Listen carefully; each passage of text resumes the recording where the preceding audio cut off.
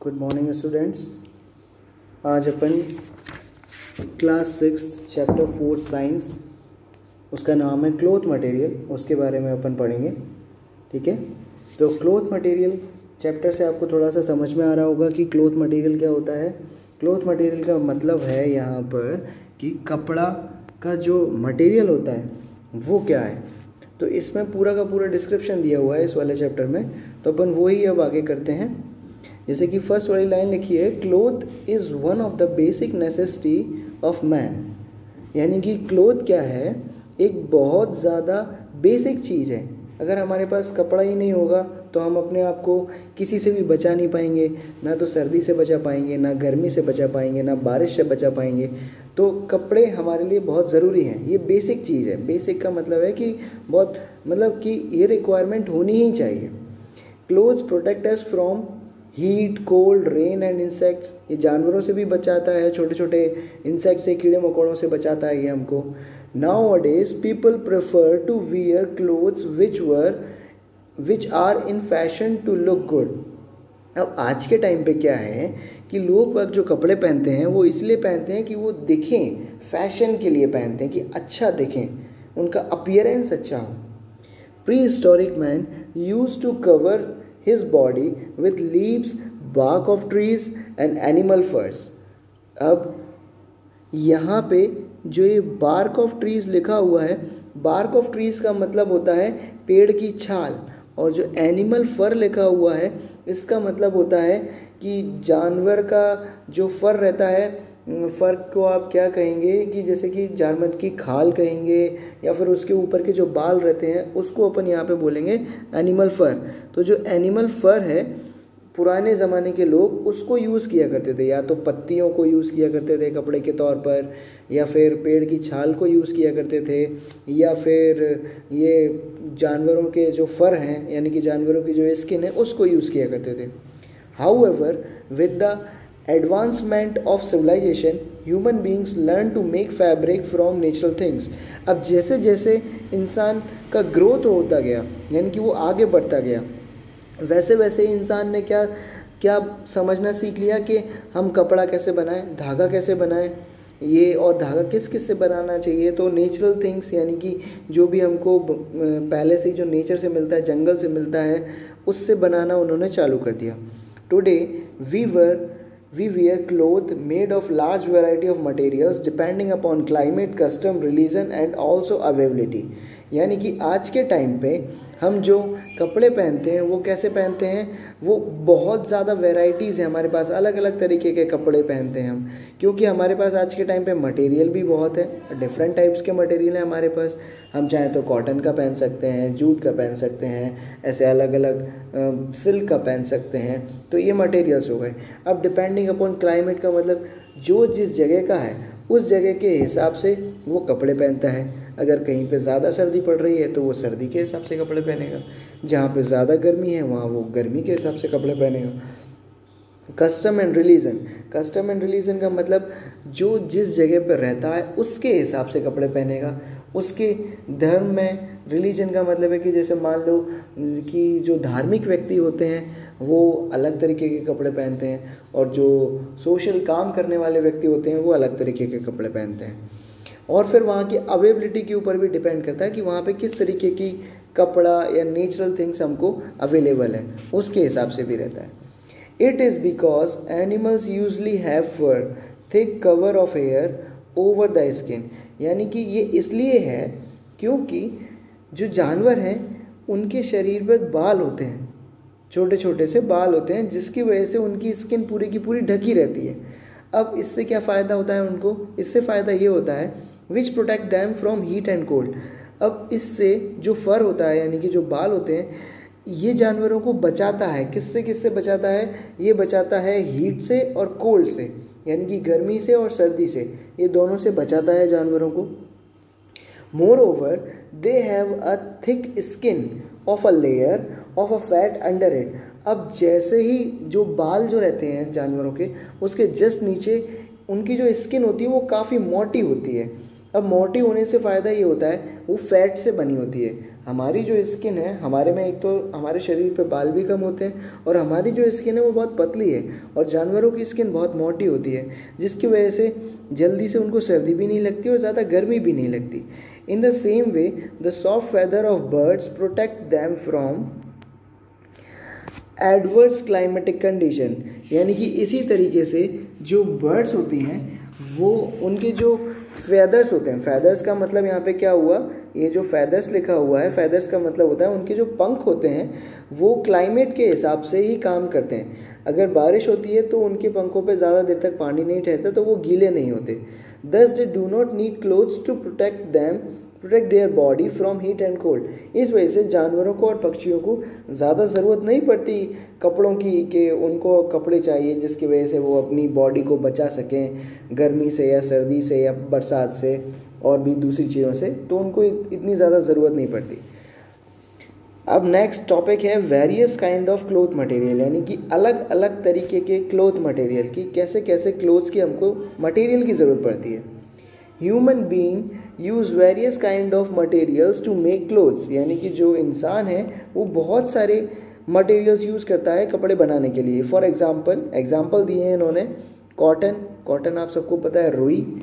Silk आपको पता है सिल्क किससे मिलता है, सिल्क मिलता है सिल्क वॉर्म से, एक छोटा सा कीड़ा होता है उसको बोलते हैं सिल्क वॉर्म, वो सिल्क बनाता है। जूट, लेदर एंड फर हमको मिलते हैं एनिमल से। अब देखिए यहाँ पे भी एक डिफ्रेंशिएट दिया हुआ है पहले से ही, आप इस डिफ्रेंशिएट को याद रखना। जो कॉटन, सिल्क और जूट है ये सारे के सारे नेचुरल फाइबर हैं, ठीक है, और जो लेदर एंड फर है ये दोनों के दोनों एनिमल फाइबर हैं, ठीक है। ये लेदर और फर एनिमल से मिलता है, कॉटन, सिल्क एंड जूट हमको नेचर से मिलता है, पेड़ों से मिलता है। Depending upon the climate, availability and occasion.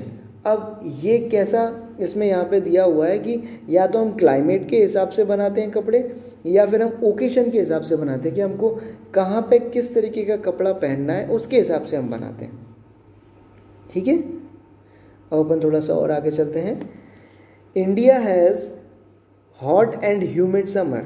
अब इंडिया में अधिकतर टाइम पे गर्मी रहती है ना, और अगर गर्मी नहीं भी रहती तो ह्यूमिड का मतलब है कि उमस बनी रहती है। This type of climate cause a lot of sweating. अब ऐसा अगर क्लाइमेट हो कि गर्मी हो या फिर उमस हो तो उससे बहुत ज़्यादा पसीना आता है। स्वेटिंग का मतलब होता है पसीना आना।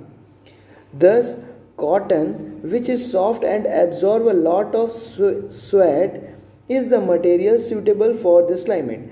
अब ऐसे वाले क्लाइमेट के हिसाब से कौन सा वाला कपड़ा सबसे अच्छा होता है, वो होता है कॉटन, क्योंकि कॉटन क्या करता है, कॉटन पसीने को एब्जॉर्ब कर लेता है, इसका मटेरियल ही ऐसा होता है कि वो एब्जॉर्ब कर ले। तो इस वजह से अधिकतर जिस जगह पे ज़्यादा गर्मी रहती है वहाँ पे कॉटन वाले कपड़े पहने जाते हैं और बनाए भी वही जाते हैं। Clothes made of cotton are widely worn in summer, यानी कि जो कपड़े कॉटन के बने होते हैं वो अधिकतर हम लोग समर के टाइम पर ही पहनते हैं। अब expensive fabrics are made from another material called silk. Expensive का मतलब यहाँ पे हुआ कि जो महंगे कपड़े होते हैं वो अधिकतर सिल्क के बनते हैं, क्योंकि वो महंगा होता है silk. Dress used on special occasions are often made of silk. अगर मान लो कि हमको कहीं पे अच्छी जगह पे जाना है, स्पेशल ओकेशन जैसे कि दीपावली या किसी का बर्थडे पार्टी चल रही है, वहाँ पे हमको अच्छे वाला कपड़े पहन के जाना है, महंगे वाले, तो अधिकतर लोग सिल्क वाले कपड़े का यूज़ करते हैं कि सिल्क से जो कपड़ा बना हो, क्लॉथ बना हो, हम वही पहन के जाएं, क्योंकि वो अलग दिखता है और महंगा भी है वो सिल्क इसलिए। In winter clothes made of wool are used as it retain body heat. Wool is mainly obtain from sheep. अब देखो वूल का मतलब होता है ऊन, और वूल हमको किससे मिलता है, वूल मिलता है शीप से। यहाँ पे वैसे अकेला शीप लिखा हुआ है, वूल आपको और भी जानवरों से मिल सकता है, जैसे कि एक खरगोश होता है जिसके शरीर पे बहुत सारे बाल होते हैं, वो अधिकतर ऐसी जगह पे मिलता है जहाँ पे सर्दी ज़्यादा पड़ती है, तो उस खरगोश की भी वूल बनती है। बकरी होती है गॉट, उससे भी वूल बनती है, और शीप से तो वूल बनती ही बनती है। और विंटर के टाइम पे हम वूल से बने हुए कपड़े पहनते हैं, क्योंकि ये वूल से जो बने हुए कपड़े रहते हैं ये हीट को वापस रिटेन कर देते हैं, यानी कि जो गर्मी है उसको बाहर नहीं जाने देते, अंदर ही बनाए रखते हैं।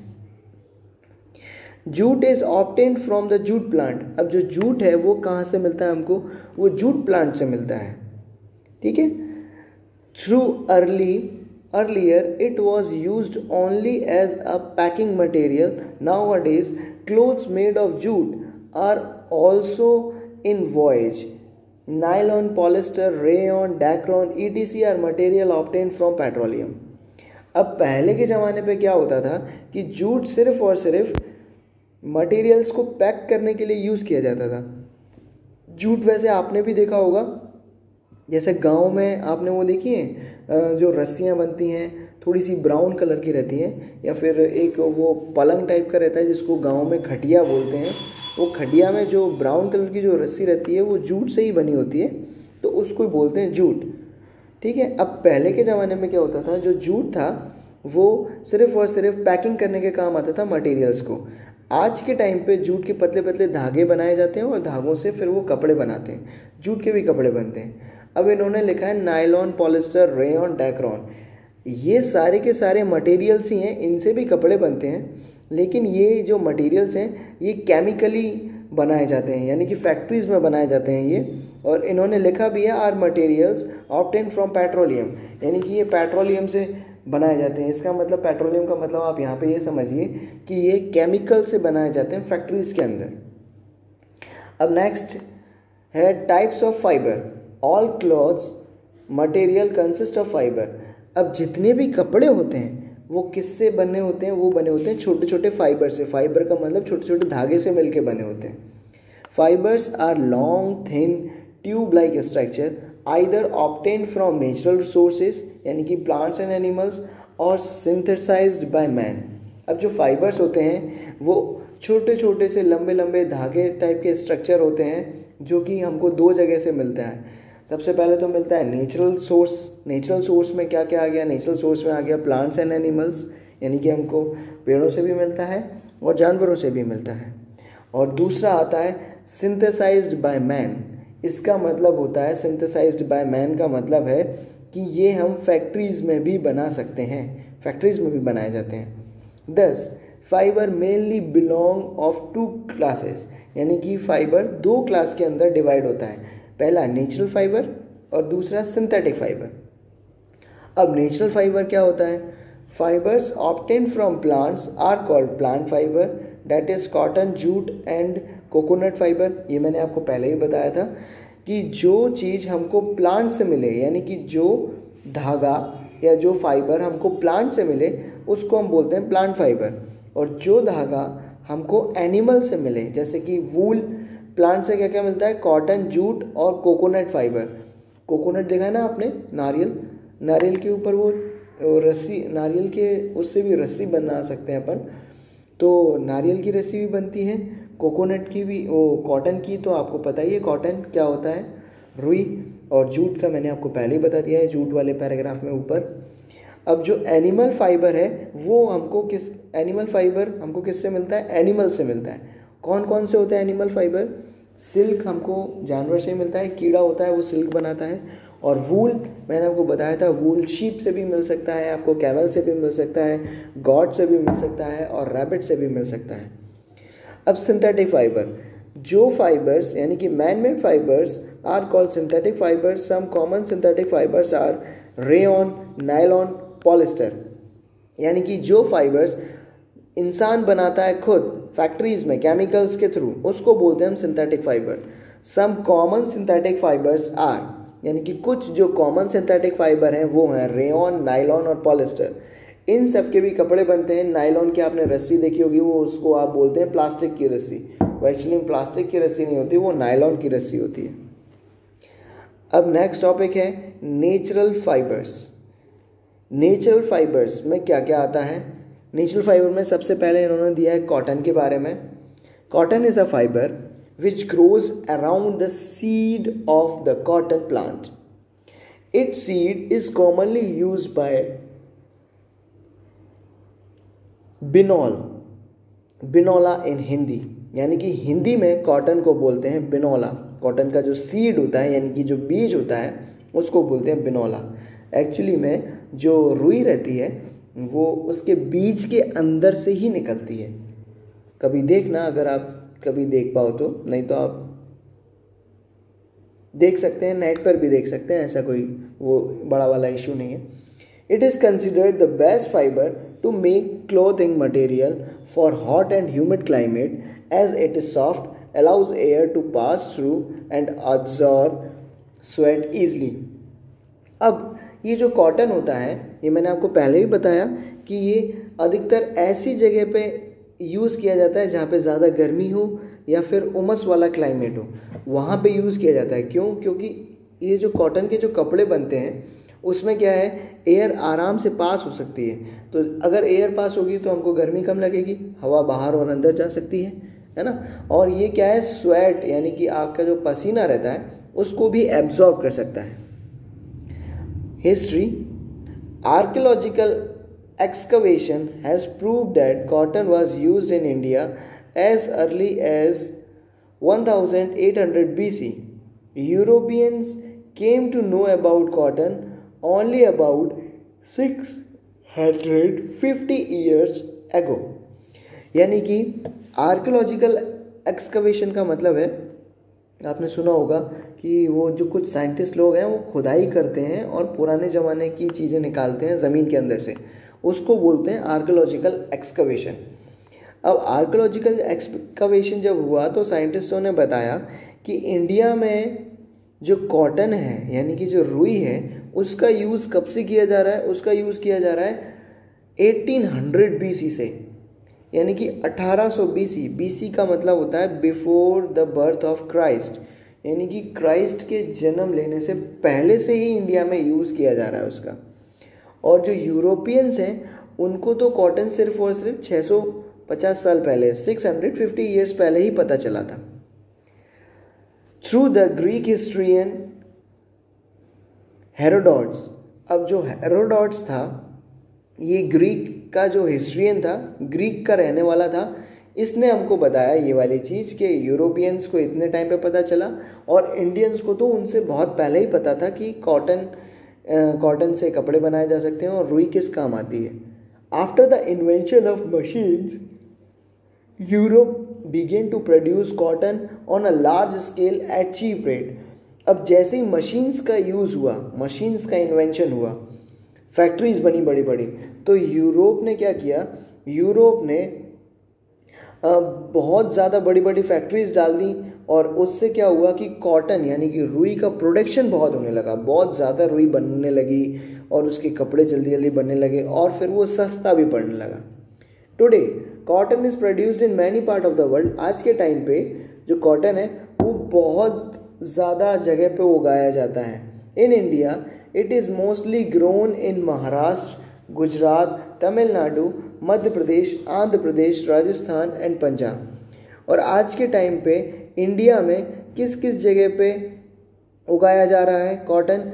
कॉटन उगाया जा रहा है महाराष्ट्र में, गुजरात में, तमिलनाडु में, इस जगह पे कॉटन उगाया जा रहा है।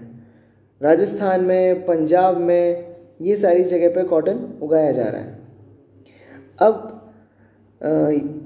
अगर बाहर देखा जाए कि हम कहाँ कहाँ पे the chief producer of cotton in the world, world में कॉटन कहाँ कहाँ पे ज़्यादातर उगाया जा रहा है, तो वर्ल्ड में कॉटन उगाया जा रहा है यूएसए में। यूएसए आपको पता है क्या है?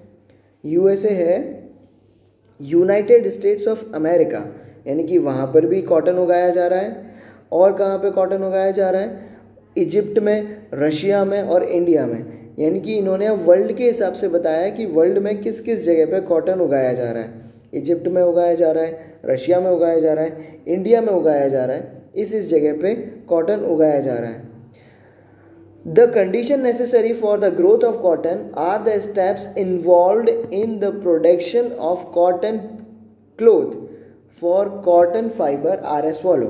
यानी कि क्या क्या कंडीशंस चाहिए अगर हमको कॉटन जो है यानी कि जो रुई है अगर उसकी खेती करनी है तो क्या क्या कंडीशंस हमारे पास होनी चाहिए।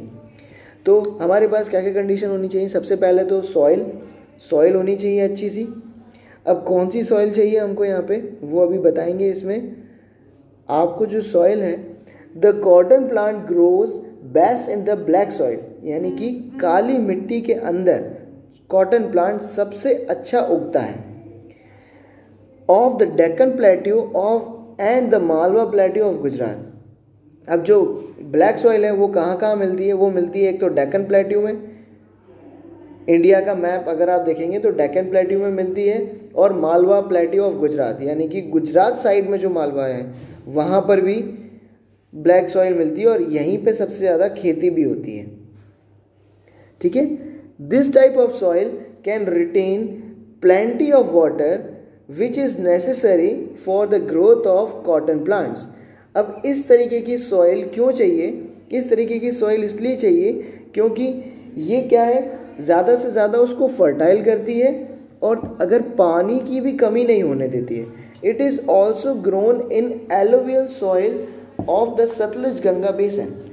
अब ब्लैक सॉइल के अलावा कॉटन कहाँ पे उगता है? एलोवियल सॉइल के अंदर उगता है, जो कि सतलुज और गंगा बेसन का, जैसे कि गंगा नदी कहीं पर बह रही हो, अब गंगा नदी बहती है तो साइड में थोड़ी सी जगह नहीं बच जाती, जो खेतों में ही पानी चला जाता है नदी का, ऐसे ही किसी भी नदी का पानी चला जाता है, तो वो वाला जो खेत है यानी कि वो वाली जो सॉइल है वो बहुत ही ज़्यादा अच्छी होती है, तो वहाँ पर भी कॉटन उगाई जा सकती है।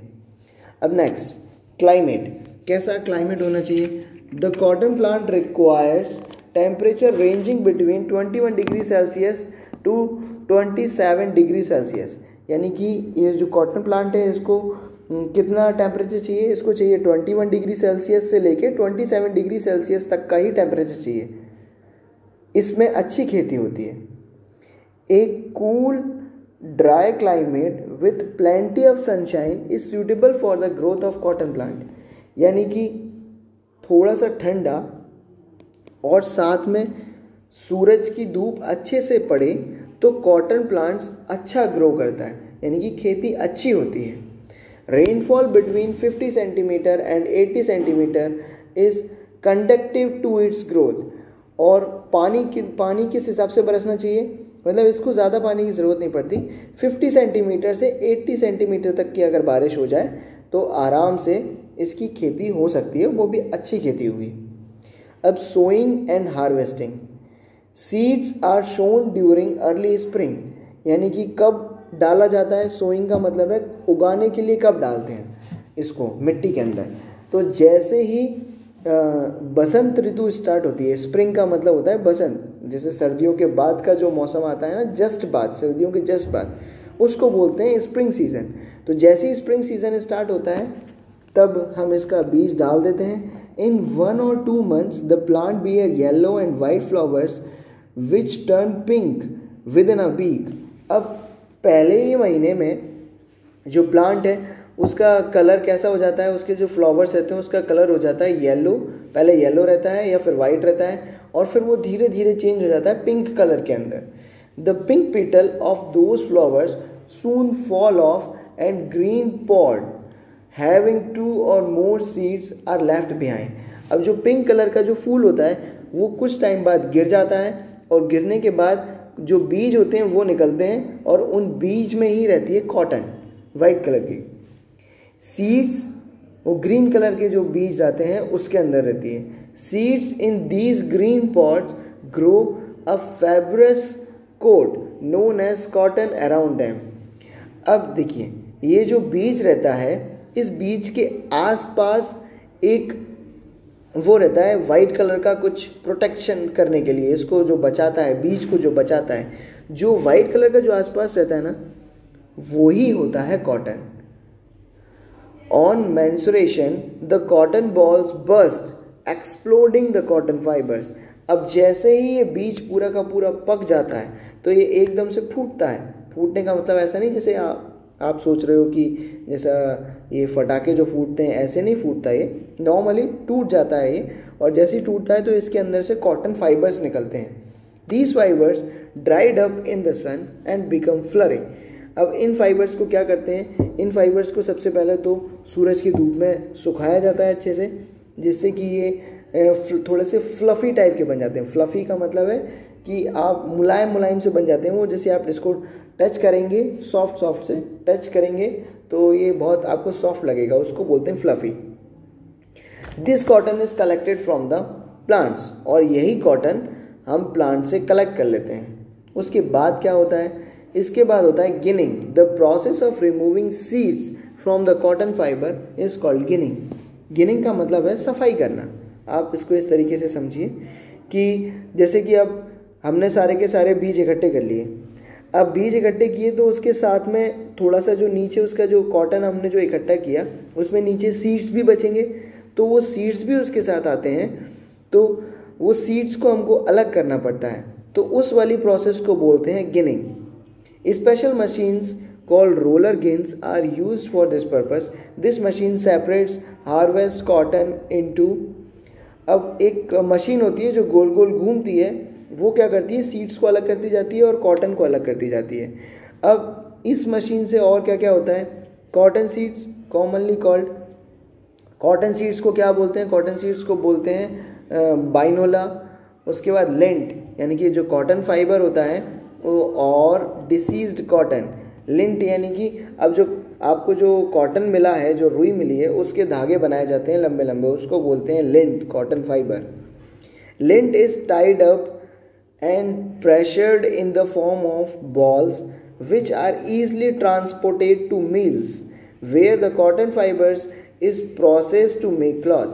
अब जो लिंट होता है, लिंट यानी कि बड़े बड़े वो बना लिए जाते हैं, बहुत बड़े बड़े जत्था टाइप का, बहुत सारा रोल करके, बहुत धागे का जो रोल होता है उसको, जैसे आपने देखा होगा मम्मी कभी स्वेटर बनाती हैं या कोई आसपास स्वेटर बनाता हो तो एक वो गोला टाइप का रहता है ना ऊन का, उसको बोलेंगे अपन यहाँ पे लिंट। वो लिंट फिर बड़ी बड़ी फैक्ट्रीज़ और मिल्स में भेजे जाते हैं जहाँ पे वो कॉटन फाइबर बनाते हैं, और कॉटन फाइबर बनाने के बाद